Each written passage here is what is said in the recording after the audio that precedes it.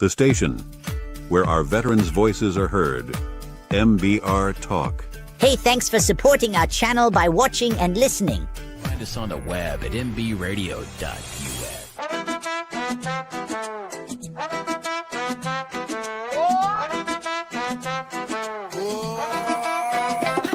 Desde Brooklyn hasta el sol del Medio Oriente, Jose Flores con fuego en la mente. Raised in the Bronx where dreams don't sleep, donde el hambre te enseña a resistir.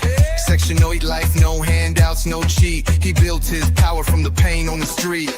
Cada golpe, cada lágrima caída fue el fuego que encendió su vida. Ahora camina con propósito y voz. Jose Flores, hear the noise. De la calle al combate, turn his trials into faith. Con disciplina y con fe, now he rises every day. From the black to the world sin temor. You ever need a haircut? So that these kids can learn how to make impairments, or want to, not just learn, but want to. But I think that there's a major shift. Iraq to Korea, he led from the front. Now he lifts others, never just stunts. Hoy es mentor, líder, amigo. Welcome to the Motivated Mindset. How are you doing? I'm your host, Jose Flores, proud Latino, born in New York City, raised out in the Bronx and Brooklyn, all of that, mi gente, that New York flavor, that hustle, that grit.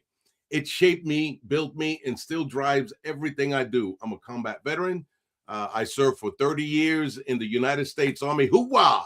And before we get rolling, I want to send out a salute to all my veterans and first responders, listening out there, because you guys matter. Mucho respeto.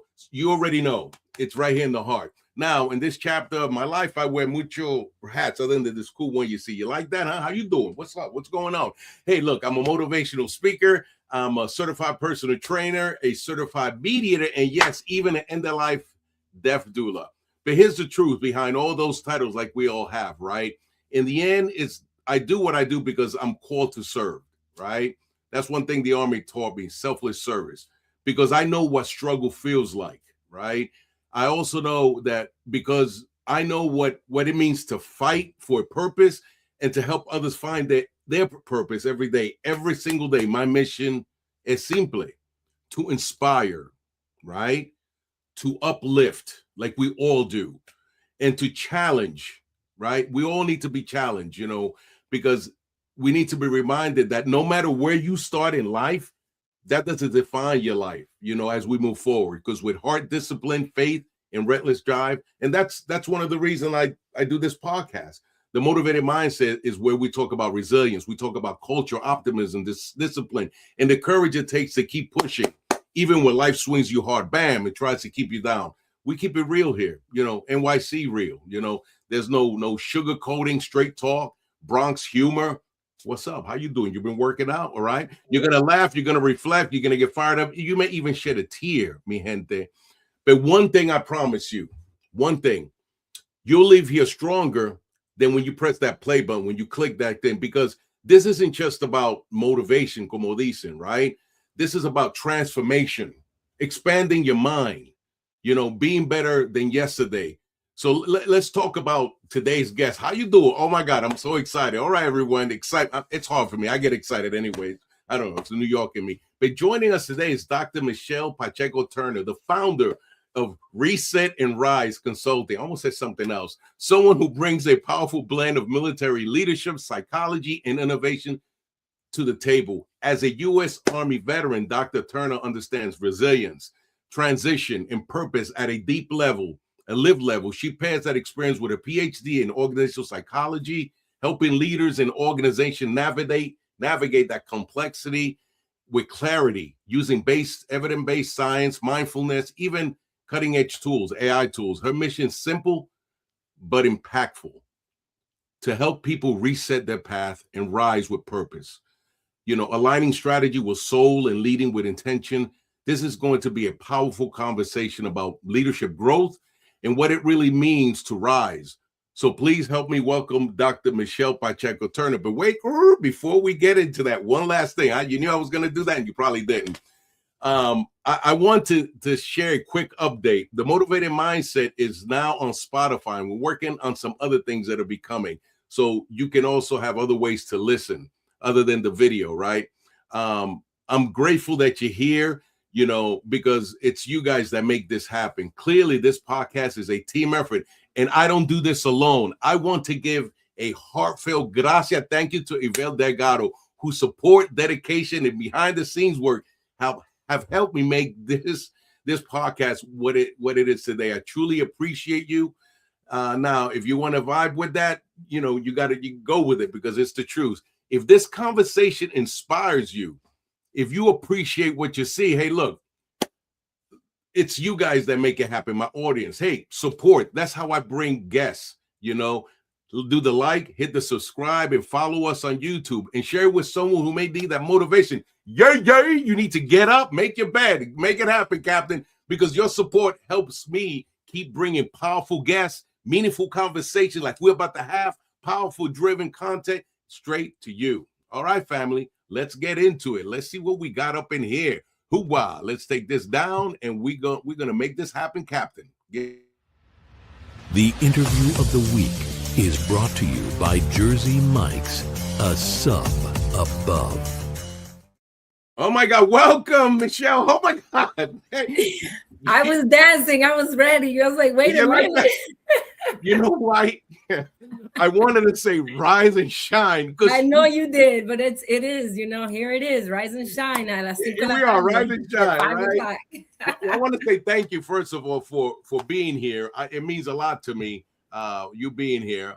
It's stupendous. And people want to know, before we get into your stupendous endeavors, your passion, who is Michelle? Who is she? Man, let me see. I wear many hats, even though I don't have them on, right? Right. But I mean, you said it all, really, a little bit of everything, right? I'm an organizational psychologist. I received my PhD from Capella University. Shout out in Minnesota. There's a lot going on over there. And, you know, again, I'm a U.S. veteran, right? I'm a mother. As first and foremost, I'm a mother. I'm a daughter. I am still a civil servant as well. And, you know, and again, I'm a founder of Reset and Rise, but all of that is me, kinda, right? With everything I do, whether I leadership development, psychological safety, coaching, or resilient work, comes from just the one place. So who I am really is learning how to build from the ground up when my own identity after lifing situations has kept changing for me every single time. So before you were all the hats, where are you from? How were you raised? That's you know what I was raised by. An amazing woman, my heavenly mother, and she is from Dominican Republic as well. She's a lawyer. She was that servitude and that grit that, like we call it in the military as well, came from her, and the serviceless that she also had. She raised us in New York. I was from Dominican Republic, and we went just like everybody else. We go up to New York because I think that for some reason, you know, the ground is shiny, right? I think there's diamonds in the sky and in the ground. No, we migrated when I was about 7 years old to New York in the Bronx. We have family there already. And I went to the Bronx, and then I went to the Bronx between Queens. And then one cold winter around, I was in middle of 8th grade. One of my aunts actually moved to Hollywood, Florida. And she went to visit, my mother did, and came back and said, hey, I bought a house. And we're moving in 2 weeks. The latter part of my life before I joined the military, I actually lived in Hollywood, Florida, County Line Road, right in between Miami and Hollywood and Broward County. So it's kind of like Miami-Dade and Broward. So we did a lot of things in Miami and in the South Florida, or SoFlo, like we like to call it. But yeah, that's who I am. But she's again, she was a lawyer. She did immigration law. She married people, still to this day, people still talk to us, my sister and my brother and I, about all the great things. Just recently, she was Episcopalian. And Episcopalian Church from South Florida, actually, the Archdiocese actually honored her for Hispanic Heritage Month because of her great, amazing work. So I have un gran legado, a great legacy, to pretty much walk by, right? It's the long shoes that she left for me to fill, but I'm filling my own in the process alongside her. So that is stupendous. You're right when you said about New York. Everybody moves there, you know. It's like that's the place, you know. And so with that being said, what was the trigger? What made you join the U.S. Army? How did that come about? You know, to be honest, all the men in my family are military. All of them. They were all military. All my grandfather, my father was in the military. My uncles, cousins, they're all of them. I am the first female to join, and I joined the Army. They were all Air Force, so that was a thing.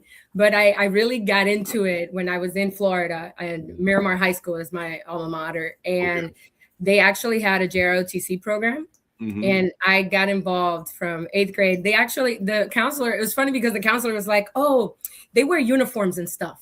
And I was like, so I'm thinking band, right? Like I'm thinking like something completely different. She's like, oh, they do drill. So I'm thinking like the flag. Right. And it wasn't that. So when I got into it, I learned, and I was there the whole time being part of JROTC, again, junior, it was an amazing experience because that's what led to my military experience. And I came into the Army, talk about grit, right? I already had rank. So 17 years old in the Army, no business being in the Army at 17, but here I was, my poor mom had to sign me away. And that was just so devastating for her. And as a mom of a 19-year-old that is getting ready to go and do the same thing, I feel her pain now. I talk to her and I say, I get it now. But I did not get it before. Right. Why she wouldn't just let me go. But she had to sign me away, as she would say. And then my father, he was in the Dominican Republic at the time. And who was it? G.I. Jane had just come out. They both died. Right.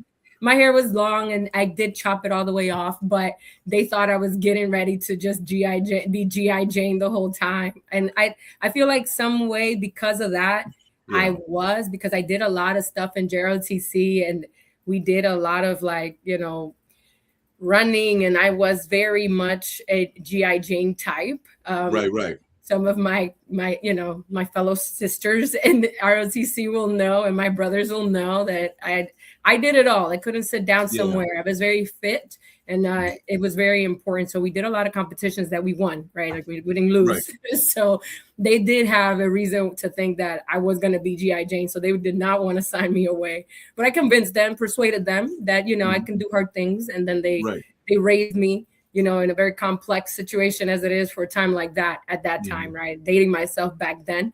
But, you know, I was excited just to be part of something greater and to give back to this amazing country that had, you know, housed us from, again, I don't know anything else, right? I can go back to Dominican Republic and I feel like a visitor. I always say, soy de aquí y de allá, because sometimes I'm from there and from here, but sometimes being there, they don't make me feel like I am from there. You're right. They know very well that I wasn't raised down there in the Dominican Republic, but they are never, you know, they never push it away either, right? They always open hands and open arms when I go back down there and see family and friends and everybody. And then again, my father still lives down there, so it's always a great time to go visit. Yeah, no, that's awesome. And I think I shared my last assignment on active duty was teaching ROTC. And it's one of the best things I enjoy. Teaching that relationship between the officer and the non-commissioned officer. Oh my gosh, yeah. And I'm still in touch with the colonels now. Say, hey, Sergeant Major, I know exactly what you're talking about. Yeah, you know. So I get it's a great avenue. I'm glad that you did it. You know. No, I would have kept going. But again, transitions, right? And pivoting. That's it. Pivot. You know, so, you know, how did your military experience shape the way you approach leadership and resilience?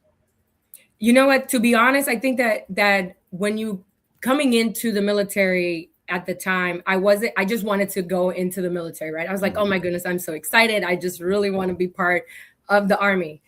I wanted to be Air Force. I'm not going to lie, but the Air Force recruiter, did not show up on time. or ever for our appointment. And then the Army recruiters, because it was an Army ROTC program, were right next door. And they're like, oh, it's so hot. Because again, we were in Florida. And then my friend, she's still in, they were like, hey, come here, wait for him here. We both came out, signed in, right? So we already knew that we were going to go into the Army. We were just kind of playing around, right? So we knew the struggle was real. But to be honest, I feel like I've spent my entire life in high stakes environments, right? You take me from Dominican Republic at 7 years old. I migrated to New York, where I thought, the buildings, right? Like I've never seen buildings that big that sway in the wind.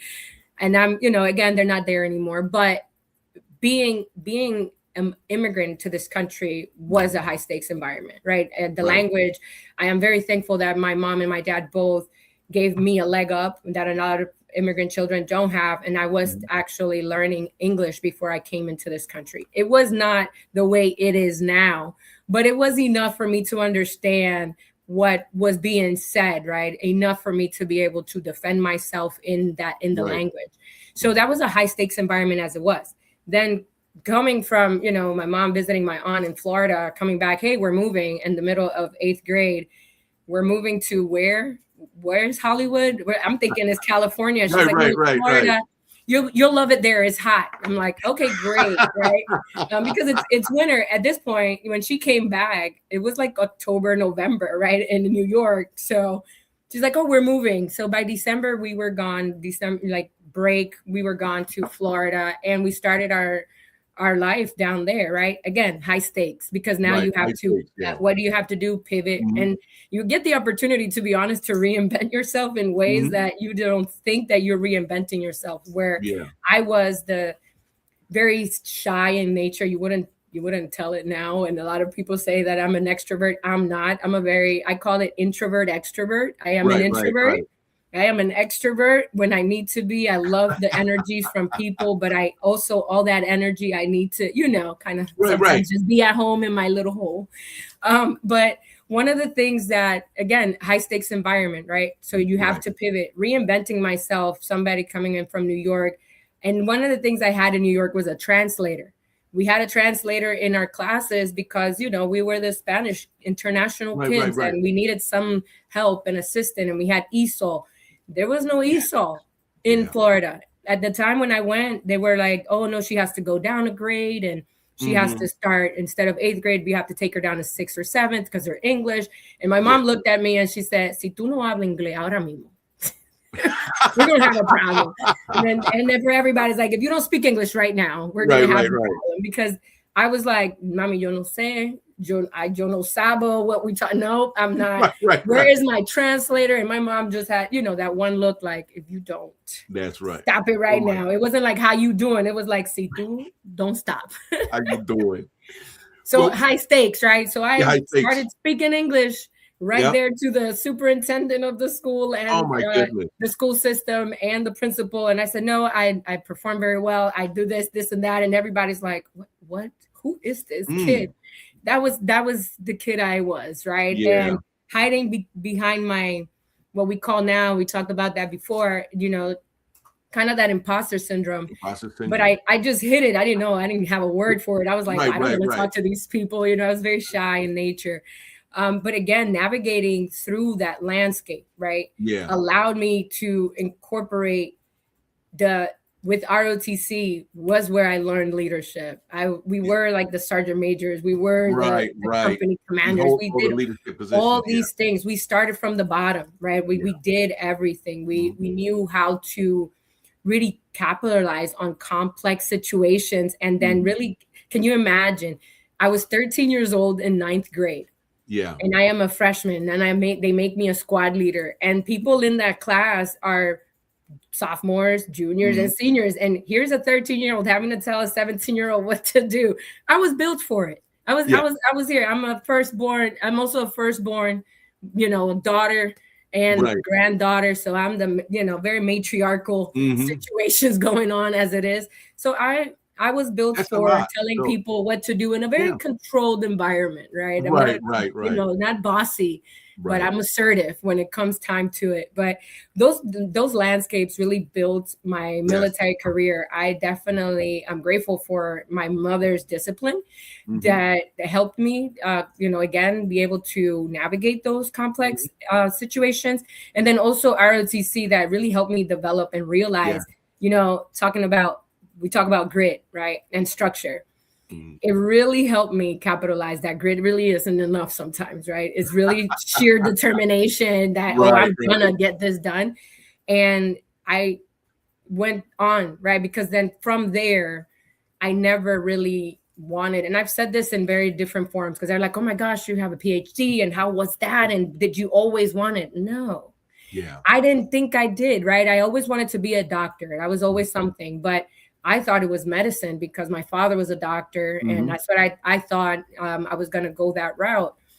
Little did I know that there was other things, right? I knew that my mom had a doctorate in, her Juris Doctorate in law, but I was like, I don't know how she got that. So I just want to go do the medicine thing. Right. And then when a pivoting moment in the military, and I was hurt in transit and the training, and they were like, hey, by the way, now you got to retire because we can't send you overseas and do all the great things that you're meant to do. And I'm like, okay, so what am I supposed to do now? And my doctor looked at me and was like, you have that GI Bill.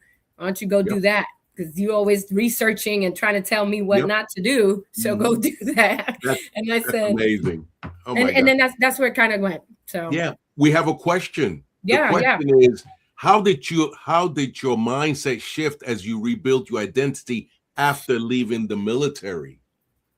Man, well, I learned that, sometimes through moments where the version of me that I knew was lost and no longer existed, I had to reinvent myself. And I'll be very cautious in saying that the reinventing myself is kind of like, oh yeah, it's like very quirky, like, oh yeah, you reinvent yourself, and oh, this happened in my military career. And I want to be very, very, very intentional. My military career is over. There is no pivoting. I contacted congressmen at the time I wasn't a citizen, and they were like, tough senators, tough. Realized that I needed to get the citizenship situation. I was just like, oh, I didn't know I did that. But I really want to be intentional about saying it was over. There was no one that can appeal it to rescind it, right? And when I say that, it was like, oh, I had to realize that version of myself no longer existed.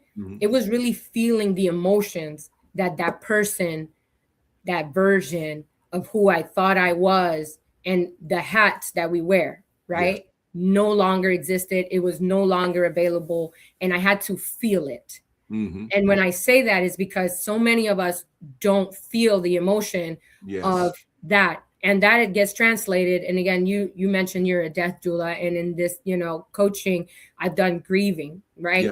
People always talk about grieving people. You have to grieve the person that you once thought was it.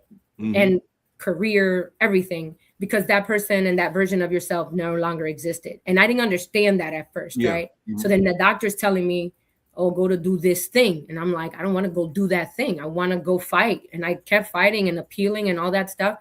And it wasn't until a mentor of mine said, you have to grieve the version of yourself that no longer exists. And I just sat there, because I didn't understand the grieving aspect of the version of myself. It's always like, oh, you grieve people that are no longer with you. But then some people don't understand that it's a lens of, you also have to grieve the version of yourself. And that's what we have been doing, and reinventing yourself. And you have to feel it. You can't just suppress the emotion. Right. Suppressing the emotion then also leads to you blowing up like Mount Vesuvius. I know that all too well too. And the energy, right, gets expanded very negatively, right? It's not really like in a positive way. So when I had to sit with that, and I said, okay, well, I'm going to go to school and do this education thing. I had to really reintroduce myself. I'm not trying to quote but I did have to introduce myself to myself. Yes. Because I'm like, okay, who am I now? Mm-hmm. Because the person that I once was no longer available. So Right. how then do I grow again, not go, but grow from here with the mindset that nobody's coming to help me. Mm-hmm. Yeah. So yeah. And that brings us, I think you asked, how did you discover the next version of yourself? I think you may have talked about it, hit that about a little bit. Yeah. Again, that's when I said before, grit is not enough, right? Yep. It really isn't enough.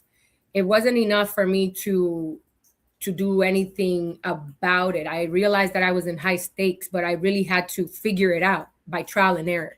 Mm-hmm. And again, it's not a gimmick. Fail, right, is first attempt in learning. And when you fail forward, and we talk about that in positive psychology all the time, mm-hmm. that you don't do it purposely, but you do it purposefully. Mm-hmm. I had to really lean in to this complex landscape that now is before me.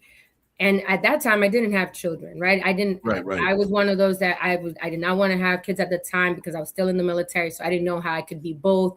So had I not, again, pivoted to that stage in my life, that new stage in my life, I wouldn't have even considered being a mom. Right. So I had to reintroduce myself to that, right? Yeah, absolutely. No, that's deep. And somebody asked, what helped you reconnect with your purpose after the military transition? That was a question that was asked. Yeah. So the reconnection piece is asking yourself, who am I? And again, it's not a fun question. You cry ugly, right? Because again, you're grieving who you once thought you were. I thought I would, again, I have my friends, the same person that we've pretty much went into the recruiting station together. She is still in the military. And I look at her and I'm like, man, that could be me. My other friend that we started after, she's a sergeant major. Like, I'm like, man, that could have been me. Right. And in all those could have, would have, that no longer serves you in a positive aspect. You have to really sit with yourself and, go into your closet and go do your war cries and really ask yourself, who am I if I'm not, I didn't get a chance. I retired out as corporal when I was I pinned sergeant, but I had to go to the school. But guess what? I got retired out medically, so I couldn't go to the school. So I was no longer Sergeant Turner. I was corporal, and then corporal became specialist. And I'm like, wait a minute, I did all these things. So when I asked myself, who am I if I'm not Sergeant Turner, met Pacheco at the time, but who am I? And you have to keep asking yourself and just putting pen to paper, because it's who am I? I'm a sister, I'm a daughter, I'm all these things. I'm a survivor. I'm in transition. I am a wife. And I had to put all these hats, but that's not who you are. Right. Who you are is really value-based, scientifically proven, purposefully. And then the purposeful work behaviors in my organizational dissertation that's what I found. I realized that the study specifically showed what is it that we do is not what we do. It's also who we are is based on values. My values centered on service and giving others, doing something bigger than myself. That's what led me to continue to pivot every single time. And that's the kind of advice you would give someone who feels lost in the middle of transition, especially what's happened in the last year, right? You know what? That's the thing. The biggest thing is to grieve it. You have to feel it. You cannot go on like, oh, you know what? Let's lace up our boots, strap it on, and push forward and move on, and all the gimmicks, right? That they told us, right? The grit, and it takes more than that. Yes, and sometimes it takes more than that. And I've said this, a couple of times. It's like, okay, some coaches, not all. I have great colleagues of coaches. They're always gainfully employed by the same person. Yes. And I've learned early on, even in my civil service career, that my whole point is to work myself out of a job every single time into utopia. And I've applied that even in my own practice, because we are the creators of our own destiny. We are the creator.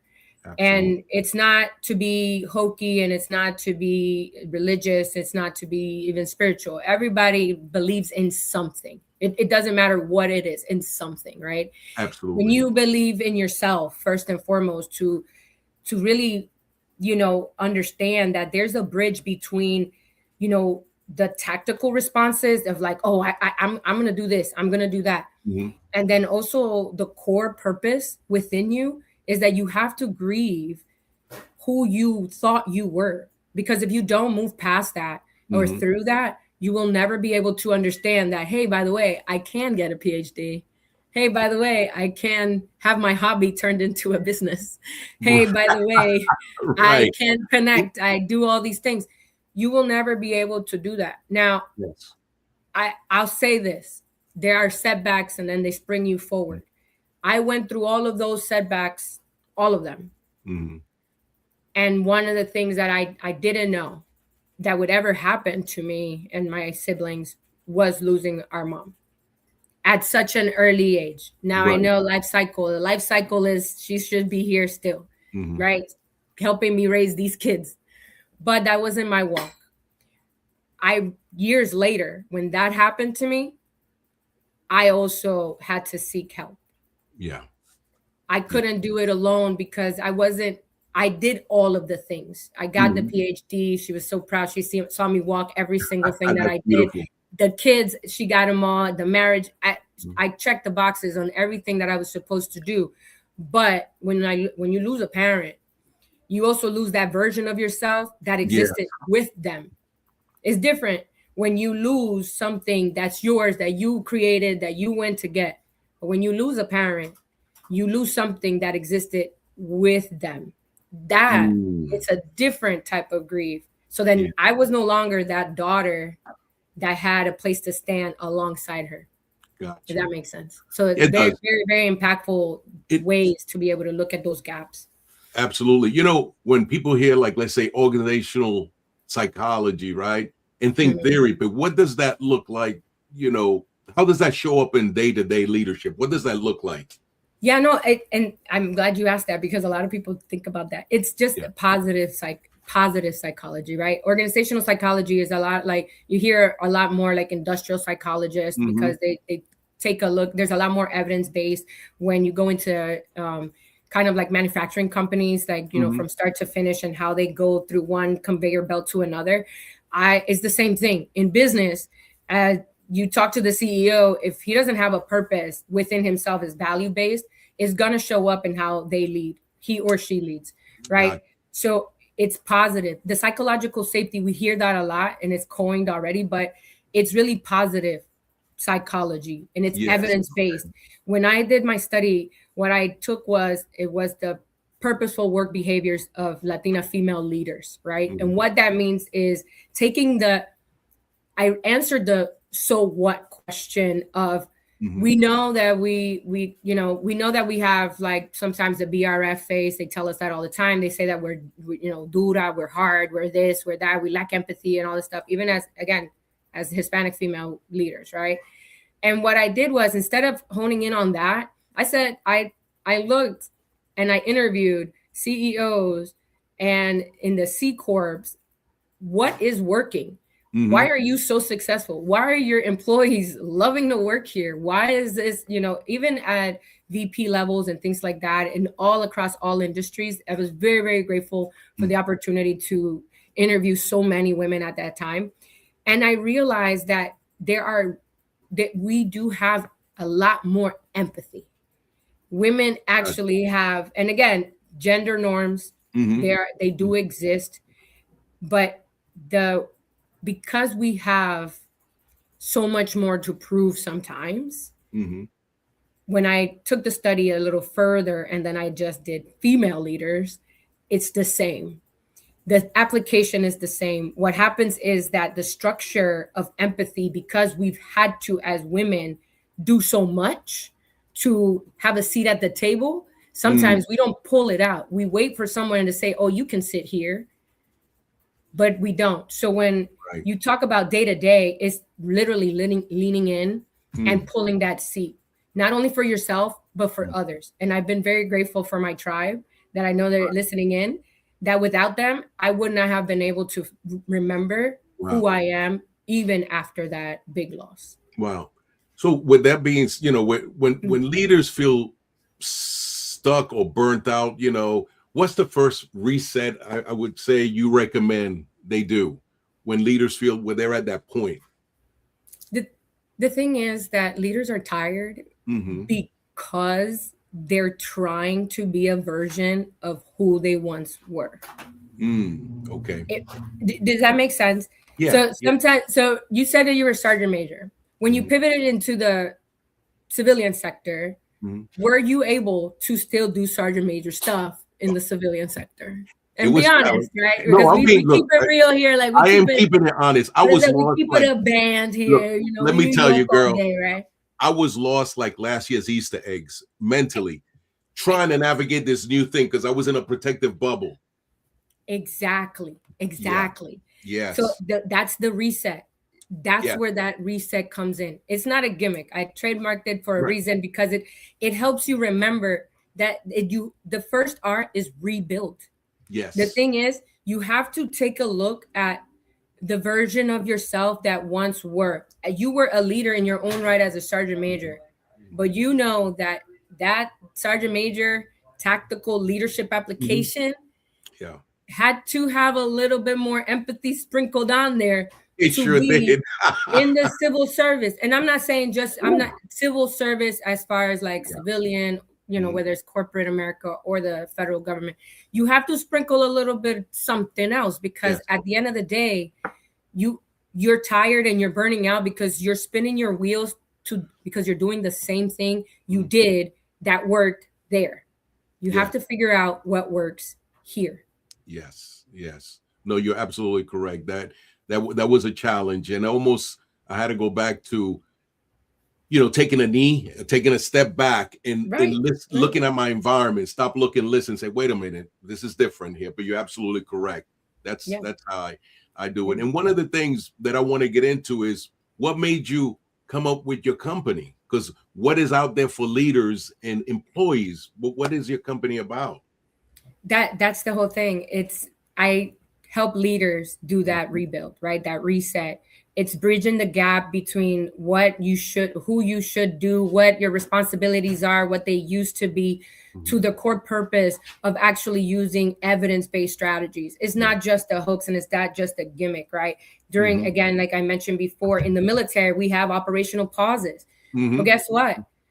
I found that we don't have operational pauses for leaders, really. And I'm not talking about leaders just as CEOs and everything. It does start sometimes with them, but everybody's a leader in their own right. You can lead from what do we say? You can lead from the rear just like you can lead from the front, because every single person counts within any company. And even again, veterans in transitions, you're talking about business leaders. We have coaching programs. We have leadership summits. I've done again, life coaching, executive coaching, grieving coaching. I've walked through that, working on that death doula certificate, but I do love, working with people to give them that terrain, right? Like that. And it's explaining to them that the terrain that you once held is not the same terrain that you hold now. At the end of the day, there is not that much out there. Like I said, I do have recurring clients. I'm not gonna say that I don't, but it's for different problems and different challenges. It's not for the same ones. The ones that we've already, again, we have established goals, right? We have a checklist that I'm working on putting on the website to give to the listeners after we get out of here. Is downloadable as a PDF, just to ask yourself the purposeful questions about who am I now and what is working. It's a reset so that you can be able to change your lens from what you're doing. Because sometimes, sometimes supervisors and management, we're there, right? Right. But then employees don't feel safe enough to tell them, hey, it's you're the problem. So how do you manage psychological safety? Yes. Right. Is that, again, you talk about the psychological safety notion of it. And employees have to feel safe enough for them to say, hey, can we chat for a minute? Or you have to have somebody that's in your corner to, pull on your ear a little bit, like, hey, Jose and Michelle, we got to talk, because the way you just spoke, it just sounded like this, right? So sometimes you have to self-check so that you can pivot, right, and continue to grow. But the big picture overall is that we have to start with your purpose. What is it based on? Value-based, not like, oh, my purpose is that I want to create an environment that's free of whatever and people feel so comfortable talking to me. Okay, great. That sounds amazing. But how are you doing that? Right. And that's what all I do is help them help themselves to the answer. I don't ever opine what I think they should do, because I do want to do that, right? I'm like, no, you should do this. It's like, okay, here it is. But I do guide them through the path so that, again, it's based on evidence-based strategies that I found during my dissertation and onward, and all my research and studies, that it does work as long as you apply it. Yes. It makes me so like what's one mindset shift that can instantly or maybe improve, como se dice, leadership, in your opinion, as we move forward? I couldn't rise without really having a tribe to check me. I don't have yes people around me, and I'm very thankful for that.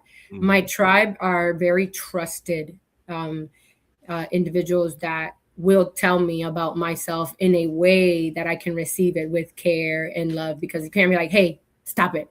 Although I do get some of those too, depending on what I'm doing, right? But I like, sometimes I say, I have a friend, Rebecca, and that's just the sweetest, most just gentle creature in life. I feel like, she's like Snow White with the arms out, right? And then so we make a joke with her and then say, you know what would Rebecca do? And to kind of check us when we're on our not so great selves.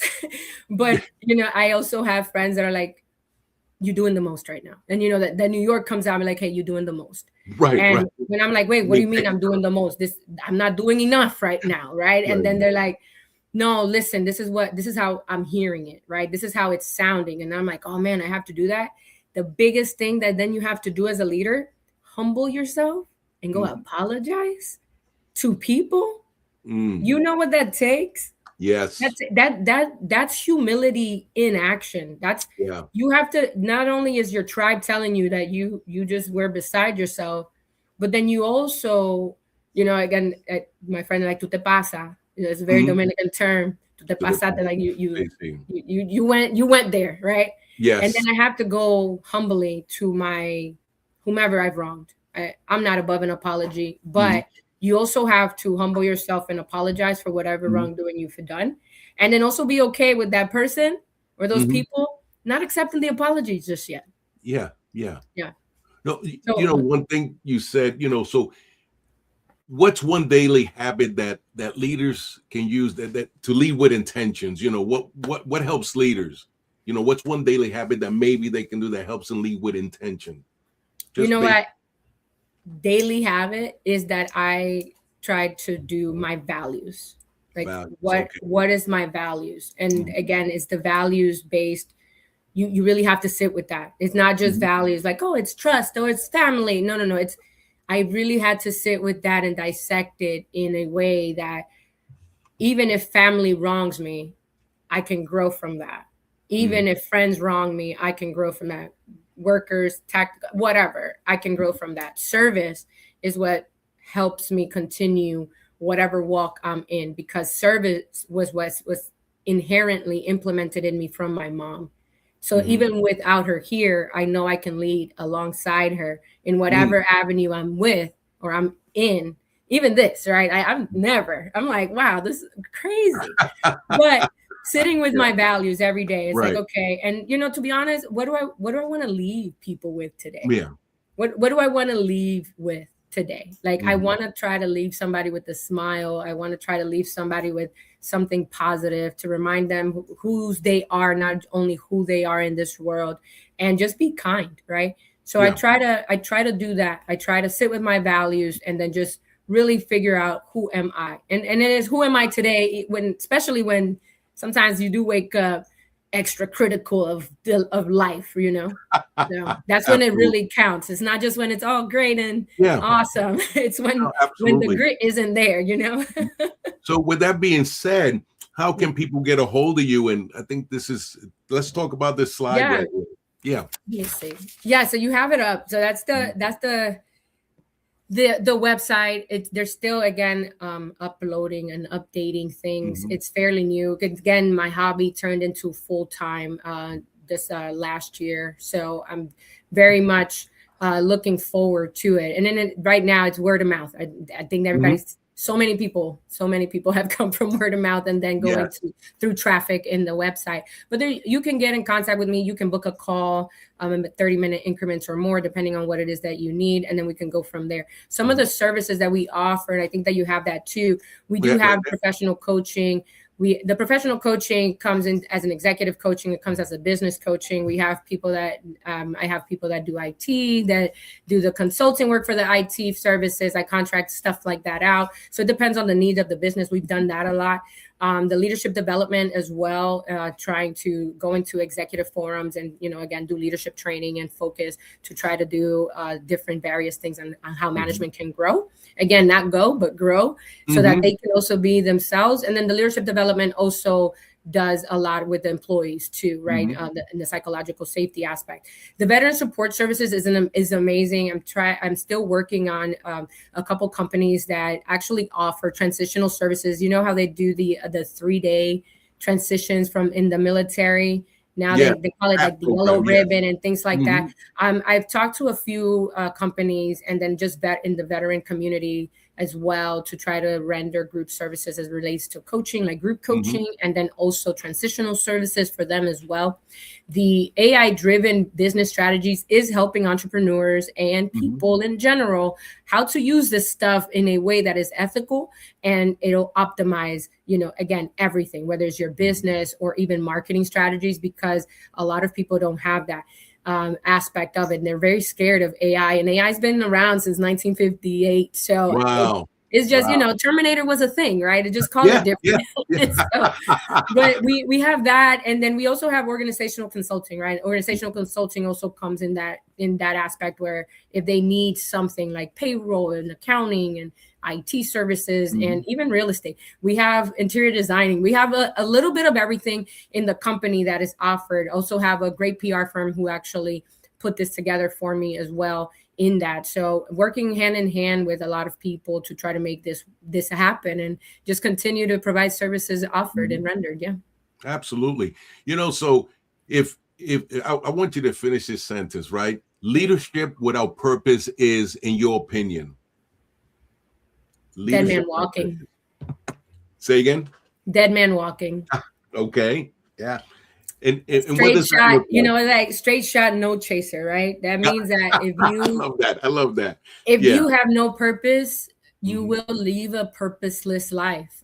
You have to have something that has to tie you to be able to reset and rise with intention, pun intended, right? Yes. It wasn't a gimmick. The reason that the company name is Reset and Rise is because that's what you have to do. Not only, again, reinvent yourself every single time, but you also empower yourself to be able to continue to realign with intention, right? If you live a purposeless life, and again, it's not easy. It's not easy. It's ugly. There's a lot of ugly crying, and that's what it's for. And there's no judgment, but you have to try to find something that will be able to help you rise with that intention, so that you can just get up. Again, so many veterans in transition, so many people in transition. The last year, we've been thrivingly surviving. I've said that 100 times. In all aspects, whether you're in public service or private sector, everybody's been thrivingly surviving this world, right? And then you throw in life. If you don't find a purpose in something, sometimes it's just a hobby that can turn into a full-time thing. Even if it doesn't matter. Somebody that knows somebody that knows somebody else, and then we wind up on podcasts. Yes. I like this one. Absolutely. So, but that's that. I really do believe that. I think that, somebody that lives without intention that cannot, it's, you might as well just be a living shell. Right. And you also have an Instagram. I do have an Instagram. What will they find there? So they will find similar things. I'm working on trying to do a lot of short clips on day to day. I have a team that's working on that because unless I'm intentionally, hey, sit down somewhere and let's talk. I'm having a really challenging time to just, look at the camera and talk to myself. Right. But the team I have a content manager that's like, no, we need to do this. We need to put it out there. They want me to do TikTok dances and stuff. I'm like, that is not it. But you can tell what generation the content manager is. So they're a little bit of everything. So, but the consulting in Instagram is that you're going to find a lot of, positive mindsets, a lot of motivational speaking, a lot of the things that we do, a lot of veteran support services, and a lot of resources, right? I try to link even other people that are talking about this stuff that are very relevant in the community that they can, of the services that they can offer. Because again, I may not be the coach or, the organizational leader for you. However, there's a ton of people that are, right, that are on that page, even on the LinkedIn and everything like that. So I like to connect people and I like to make sure that people have the access because the equity is also about access. So you'll find a lot of those things in the Instagram as well. Right. And I got make sure. And people, if you have any more comments, please put them in. But, when we talk about what's your experience from what separates leaders from those that break under pressure and those that rise through it? What makes those what's the difference, or how do people get there? What advice, what separates those two kind of leaders? I think, sometimes people say leaders are not, they're born, they're not shaped. And I'm conflicted when it comes to that, because I do believe that at every point I'm allowed to evolve without apologizing. And someone that doesn't evolve without again, take up all the space. Take up all the space that you need. And I'd say, don't make waves, make tsunamis, just be. I love that. That. Tsunamis. Be who you are. You know what, one thing, a hurricane, this snowstorm, let's take this snowstorm for example. Mother Nature is not apologizing at all about what she's about to do. Not one bit. Neither should we. Again, as creators and as leaders, we get an opportunity to reinvent ourselves. It's not just when something really bad happens. If you see, and this goes in relationships too, right? If things are not working, you have to really check yourself too, right? Because it does take two. Sometimes it's the other person, but sometimes when you point your finger at the mirror, you know what it's doing? It's pointing back. That's right. That's right. So that's right. Sometimes it's a quiet reset, and that's okay. Sometimes it's a quiet rise, and that's okay. But it looks like, you reestablishing and reinventing yourself at every single pivotal point in life, or, check-ins. I have check-ins with myself about every week or so. I journal. I try to say, okay, where are we now? With things, and sometimes life does throw things at you that literally take your breath away, and you have to be able to say, okay, what happened, and do what is it that we did in the military, the AAR, right? The after action review. The after action review is not just with your team; it's with yourself. So I do believe that you get an opportunity to reinvent yourself, to evolve, and don't apologize for doing so. Those that'll accept you. We'll accept you without conditions, and we'll accept you evolving at every single point. And then even if sometimes I have a challenge, and my friends will tell me all the time, hey, don't, you can go quiet, just don't stay there long.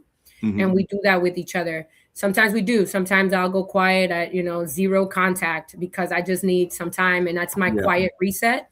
But it's okay to go within yourself to find the answer. It's okay for you to come out and say, hey, I couldn't find it. I need help with that trusted, board that you have in your tribe. It's okay for you to seek help. It's okay for you. And you talk about this all the time, especially as veterans. We have the, resources out there. It's okay to have a conversation with someone that you don't even know and say, hey, I just need 5 minutes, like myself. Right. And that's one of the things, like, because I at the time. People didn't know who I was. Oh, this coaching thing that you do, can we just talk about this? I just need to figure out this. It's a lot easier too to talk to somebody that you don't know. You establish that trust because you're like, the trust is based solely on your subject matter expertise, right? Right. I'm the subject matter expert on what I'm talking about. So I think that's one of the biggest takeaways, is that you get to reinvent yourself, but don't apologize for doing so. Absolutely. You know, I always say you don't know whose roof is leaking unless you live there, unless you interact with people and find out what's going on, right? All the time. That's so important. As we get ready to come off, what would you like to leave? What message would you like to leave with the audience, and something maybe we didn't talk about, or just, you know, that you want people in 2026? 2026 is the infinity year. The 6 + 2 is 8. And that's what I'm looking at it. It is not, the mission is to be able to not wait to ask permission. Don't wait, right? We just talked about that. Take up the space. You're aligned and you're allowed to have, check-ins with yourself so that you can realign behaviors that are not serving you in positive ways, whether it's within yourself, colleagues, relationships, friends. It is okay for you to be yourself, whether you're a veteran, a corporate executive, an entrepreneur. Just remember that you, right, matter, and that you find your purpose while you perform your purpose. Wow. That's not just by sitting. That's deep. That's really good. No, I want to say thank you for, you dropped a lot of nuggets, and we had talked before about a lot of stuff. It's like, we can go on and on. It's just, so I know. But hey, okay. So what's, do we have a book coming up? What's in the future? Oh my goodness. It's in the works. It's in the works. I am partnering with my amazing sister, friend, warrior, princess, queen of all. And she knows this, Migdalia. She was here not too long ago. She has this amazing book called Dancing into Opportunities. And we are trying to create dancing into opportunity through resilience and purpose, right? So it's similar to what I'm talking about now, that reinvention piece. And that's in the works. Okay. When? This year. Because I'm holding myself to it this year. When? And you're coming back here. And you're coming back here, and we're going to talk about that. I'm coming back here, and I'm going to talk about that book, because that's what, if I don't, then Migdalia, you and everybody else in the tribe, including Yvette, are going to hold me to it. But again, if I don't hold myself accountable to be able to reset and rise with purpose, then I can't talk about it and be the subject matter expert to be intentionally, right? So absolutely. I have to hold myself accountable for that too. But that is in the works. I'm really excited about it. So I'm looking forward to seeing what may come for 2026. This is infinity, right? It's to infinity and beyond. For sure. This year is the best yet to come. We're going to continue to thrive and survive at the same time. So absolutely. I'm excited. Michelle, I want to say thank you for being here and just dropping those golden nuggets. Y gracias, dale pa'lante. Hey, it's all ahí vamos tal, And I want to thank you and the audience for those questions. And right before I go off, if you like what you see and so on, hey, the way that we support each other is by supporting each other's, website and pushing, because that's how we rise above things. That's how we reset and rise. You like that, Michelle? Oh my God! You did it! Right? Yay! So hey,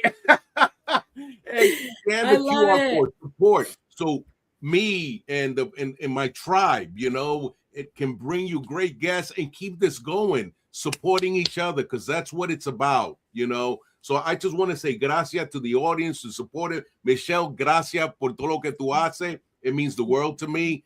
Because there's some young lady, some young man who's going to see this and say, I want to be like her. And that's what it's about.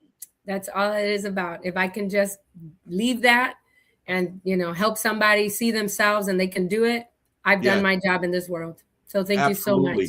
So, hey, for those of us who are going to be affected by this snowmageddon, please be safe out there. Take care of each other, and just thank you for tuning in. And God gracias, Michelle, for everything. Thank you so much to all the listeners, and thank you again so much, Jose, for having me on. I am extremely honored and blessed to be able to have partnered with you today. So thank you. Have a good one. Auf Wiedersehen. Tschüss. Goodbye. Adios. Adios. Life is like a duck. Tough times don't last, but tough people do. Here at Military Broadcast Radio, we're teaming up with our friends at Die Tired, the veteran-friendly music band spreading strength, resilience, and mental health awareness one shirt at a time. And check this out. Their brand new shirts feature broadcast beaker right on the breast pocket. A reminder that you can weather the storm, and you're never alone. Shirts are only $25, and proceeds support giving veterans a voice. MBR's mission to teach veterans how to podcast and videocast. Because when our vets are talking, they're not overthinking. They're not second-guessing. Together, we stop the 22 stigma. Grab your shirt today at mbradio.us and hit the shop. Or go directly to toramerch.printavo.com/merch/dietiredband. That's toramerch.printavo.com/merch/dietiredband. Suit up, stand strong. Remember, we're unduckable together. You're built tougher than the storm. Ladies and gentlemen, thank you for tuning in to Military Broadcast Radio. As we wrap up today's show, we want to remind you that the podcast of today's episode will be available right after we go off the air. So if you missed any part of the show or want to listen again, be sure to check it out. And remember, we're here to support and honor our veterans. Your stories and experiences matter, and we are committed to giving you a platform to share them. That's right. We're here to give our veterans a voice. So don't forget to catch the podcast and stay connected with us. Giving our veterans a voice.